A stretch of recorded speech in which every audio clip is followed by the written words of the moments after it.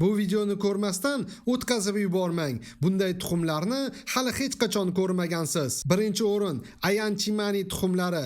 Ayanchimani tuxumlari to'liq qora rangi bilan mashhur. Eng hayratlanarlisi, ular faqat tashqi tomondan emas, balki go'shti ham qora bo'ladi va albatta, bu tovuqlar qo'yadigan tuxum ham qora rangda. Ana shu noyobligi sababli ularning tuxumlari oddiy tovuq tuxumlariga qaraganda ancha qimmat turadi. Ikkinchi o'rin sariqbosh jag'li baliq tuxumlari. Bu baliqning tuxum qo'yish usuli juda g'alati. Urg'ochi tuxum qo'ygandan keyin erkak baliq ularni og'zida saqlab turadi. Bolalari chiqquncha u umuman ovqat yemaydi. Uchinchi o'rin Tinamo tuxumlari. Tinamo Janubiy Amerikada uchraydigan juda kamyob qush. Ularning tuxumlarining shakli tovuq tuxumlariga o'xshaydi, lekin rangi bilan butunlay farq qiladi. Bu qushlar juda yorqin, rang-barang tuxumlar qo'yadi. Ba'zan esa hatto qora tuxum ham bo'ladi. Endi savol, sizningcha qaysi tuxum eng ajoyib va noodatiy? Fikringizni kommentariyada yozib qoldiring.